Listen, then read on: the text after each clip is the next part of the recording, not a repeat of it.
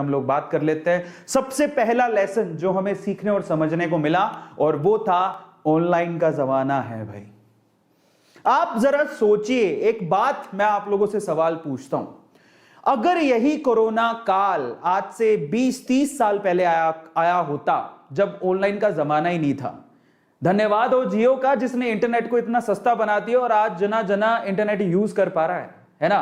चलो जिसका भी हो, जिसने भी ये फायदा दिया हो, धन्यवाद। लेकिन अगर ऑनलाइन यानी कि इंटरनेट नहीं होता, इंटरनेट इतनी फ्रीक्वेंटली अवेलेबल नहीं होता, तो शायद हमें कोरोना बहुत जबरदस्त चोट कर जाता।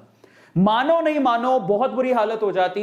आज कम से कम हम लोग घर पे बैठ के अपना काम तो कर पा रहे हैं। ऑफिसेज, बहुत सारे ऑफिसेज के काम ऑनलाइन शिफ्ट हो गए हैं और हम इंटरनेट से काम तो कर पा रहे हैं। लेकिन अगर ऑनलाइन या इंटरनेट होता ही नहीं तो शायद हम लोग घर पे बोरियत से और घुटन से मर जाते।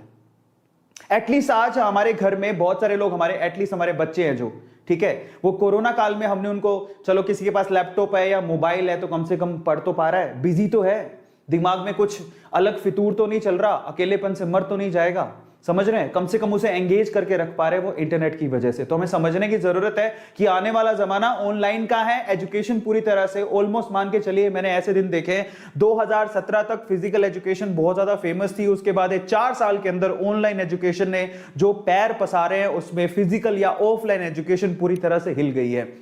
मतलब बड़े बड़े इंस्टीट्यूट जो कि सपने में भी नहीं सोचते थे, they were like giant in education industry, वो पूरी तरह से उनकी जड़ें हिल गई और वो अब ऑनलाइन में शिफ्ट हो रहे हैं, है ना। से बहुत बड़ा सबक है कि ऑनलाइन का जमाना है। और अभी तक भी अगर कोई एजुकेशन के पॉइंट ऑफ व्यू से ई लर्निंग नहीं कर रहा है या नहीं करवा रहा है तो भैया वो कुछ ना कुछ मिस कर रहा है। और आज के टाइम पे ऑलमोस्ट हर इंस्टीट्यूट या हर टीचर समझ चुका है कि आज ऑनलाइन का जमाना है, मुझे अगर पढ़ाना है तो मुझे फिजिकल क्लासेस से बाहर निकल के ऑनलाइन क्लासेस में आना पड़ेगा।